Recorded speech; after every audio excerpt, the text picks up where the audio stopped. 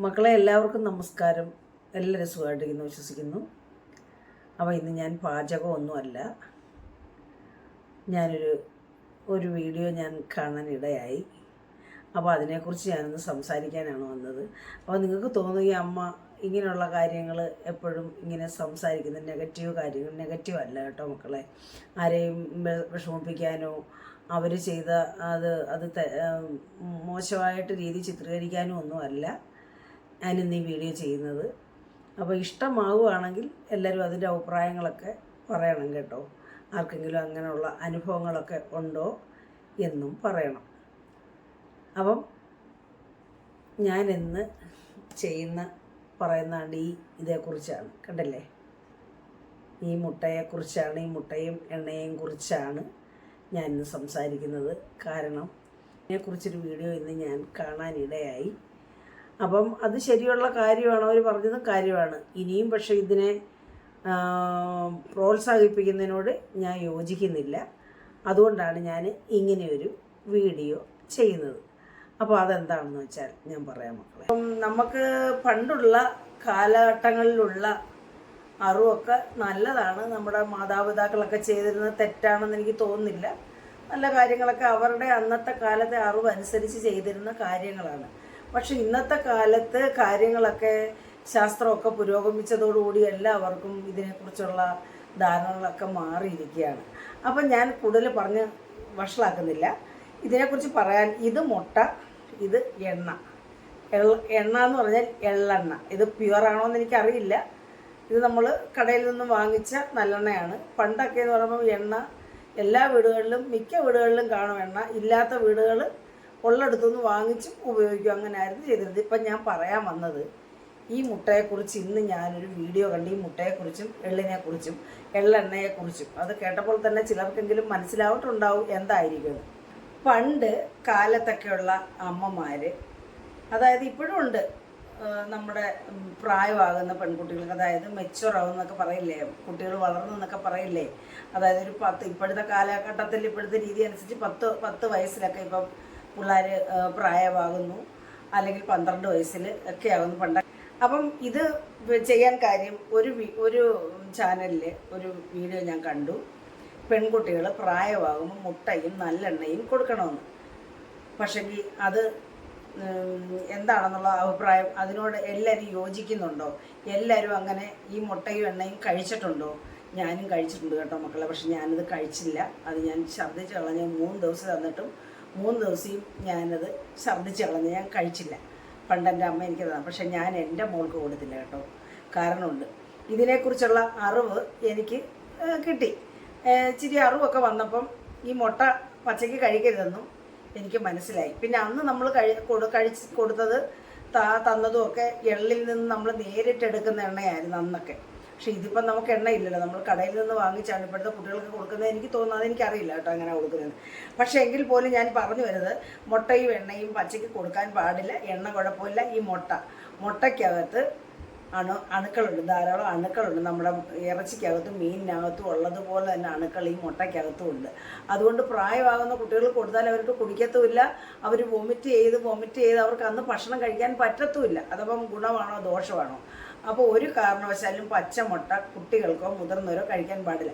ഇപ്പോൾ എല്ലാവരും കഴിക്കുന്നുണ്ട്. സ്റ്റാമിന കിട്ടാനും എനർജി കിട്ടാനും ആരോഗ്യം കിട്ടാനും എന്നൊക്കെ പറഞ്ഞ് മുട്ട കഴിക്കുന്നവരുണ്ട്.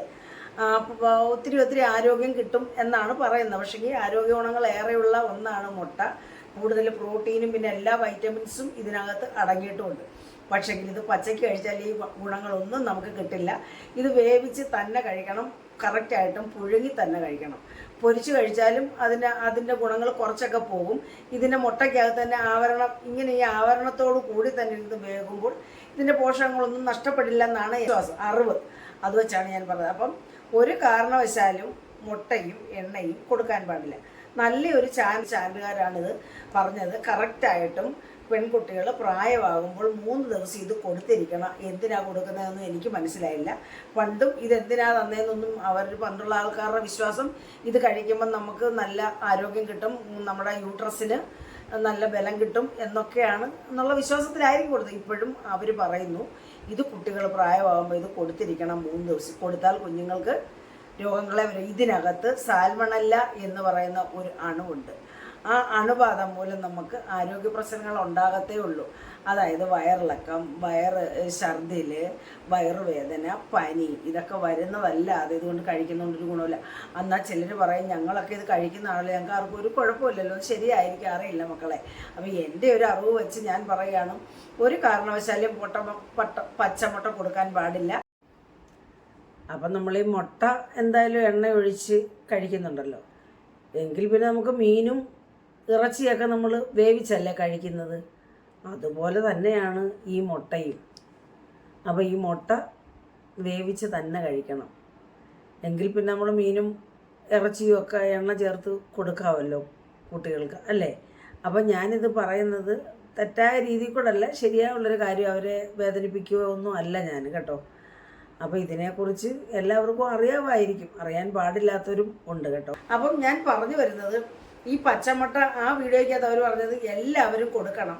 കുഞ്ഞുങ്ങൾ പ്രായമാകുമ്പോൾ ആദ്യത്തെ ദിവസം തന്നെ പ്രായമാകുന്ന മെച്ചുവറാകുന്ന അന്ന് അറിയുന്ന അന്ന് തന്നെ 3 ദിവസം അടുപ്പിച്ച് ഈ മുട്ട വിടുക. അതോടുകൂടി കുഞ്ഞുങ്ങളുടെ കാര്യം പോയി. കാരണം ഈ 3 ദിവസം കുഞ്ഞുങ്ങൾ ഭക്ഷണം കഴിക്കില്ല, അവർക്ക് ഛർദിലും ഓർക്കാനും മനംമറിപ്പും ഒക്കെ ആയിരിക്കും ഈ മുട്ട കഴിക്കുന്നതുകൊണ്ട്. പിന്നെ അത് തന്നെയല്ല ഞാൻ പറഞ്ഞില്ല, ഇതിനകത്ത് അണുക്കളുണ്ട്. അതുകൊണ്ട് ഒരിക്കലും ഇങ്ങനെ ഒരു തെറ്റ് ആരും ചെയ്യരുത് മക്കളെ. പിന്നെ എൻ്റെ ഒരു കാര്യം എന്ന് പറഞ്ഞാൽ, തെറ്റായ ഒരു കാര്യം ആരെങ്കിലും പറഞ്ഞാൽ അത് തെറ്റാണെന്ന് തന്നെ പറയണം.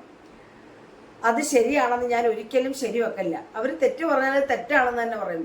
അവർ ശരിയായിരിക്കും പറയുന്നത്, പക്ഷേ എനിക്കത് തെറ്റായിട്ട് തോന്നുന്നത് ഞാനത് തെറ്റാണെന്ന് തന്നെ തിരുത്തും. അതിനുവേണ്ടിയാണ് മക്കളെ, ഞാനല്ല അവർക്ക് നെഗറ്റീവ് പറഞ്ഞുകൊണ്ടോ അവരെ ആക്ഷേപിച്ചുകൊണ്ടോ ഒന്നുമല്ല ഞാൻ ചെയ്യുന്നത്. ഇത് തെറ്റാണെന്നുള്ളത് എനിക്ക് തോന്നിയപ്പോൾ മറ്റുള്ളവർ ഇത് കഴിക്കണമെന്ന് അവർ കമ്പൽ ചെയ്ത് പറയുന്നത് കറക്റ്റായിട്ട് 3 ദിവസം. അപ്പോൾ ഇത് കഴിക്കാൻ പാടില്ല, ഇത് കഴിച്ചാൽ പലമാതിരി ഗുണത്തേക്കാളേറെ ദോഷമാണെന്നുള്ളത് എനിക്കറിയാവുന്നതുകൊണ്ട് അതൊന്ന് തിരുത്താൻ വേണ്ടിയാണ് ഞാൻ ഈ വീഡിയോ ചെയ്തത്. ആർക്കെങ്കിലും ഇതിനെക്കുറിച്ച് എന്തെങ്കിലും അഭിപ്രായം ഉണ്ടെങ്കിൽ, കഴിച്ചിട്ടുണ്ടോ, കഴിച്ചാൽ ഇത് ഗുണമാണോ, കഴിച്ചില്ലെങ്കിൽ ഇത് ദോഷമാണോ, അല്ല കഴിച്ചാൽ ഗുണമാണോ, കഴിച്ചാൽ ഇത് ദോഷമാണോ, ഇത് കഴിച്ചില്ലെങ്കിൽ ദോഷമാണോ എന്നൊക്കെ അറിയാവുന്നവരൊന്ന് പറയണേ മക്കളെ. അപ്പം ഇത്രയേ ഉള്ളൂ മക്കളെ. എന്തെങ്കിലും തെറ്റുണ്ടെങ്കിൽ നിങ്ങൾ ക്ഷമിക്കണം കേട്ടോ.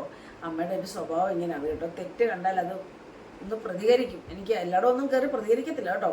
എല്ലായിടമൊക്കെ കയറി പ്രതികരിച്ചാൽ ചിലപ്പോൾ നമുക്ക് പണി കിട്ടും.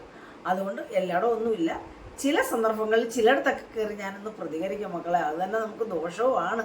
പക്ഷെ ഇത് എല്ലാവർക്കും ഒന്ന് അറിയണം കേട്ടോ. പച്ചമുട്ട ഒരിക്കലും മക്കൾക്കായാലും വലിയവർക്കായാലും കൊടുക്കരുത്, കഴിക്കരുത്. അത് ഗുണത്തേക്കാളേറെ ദോഷമാണ്. പുഴുങ്ങി കഴിക്കുന്ന മുട്ടയ്ക്കാണ് ഗുണമുള്ളത്. അതിൻ്റെ ഗുണങ്ങളൊക്കെ നമുക്ക് പുഴുങ്ങുന്നതിനകത്തുനിന്ന് കിട്ടുന്ന പോലെ പച്ചമുട്ടയ്ക്കകത്തുനിന്ന് കിട്ടില്ല. അത് ഗുണത്തേക്കാൾ ഏറെ ദോഷമാണെന്ന് ഞാൻ വീണ്ടും പറയുകയാണ്. അപ്പോൾ മക്കളെ, അമ്മയുടെ ഈ വീഡിയോ ഇഷ്ടപ്പെട്ടെങ്കിലും ഇഷ്ടപ്പെട്ടില്ലെങ്കിലും അഭിപ്രായങ്ങൾ പറയണേ. അപ്പം അടുത്ത വീഡിയോയിൽ കാണാം മക്കളെ. അപ്പം നന്ദി, നമസ്കാരം.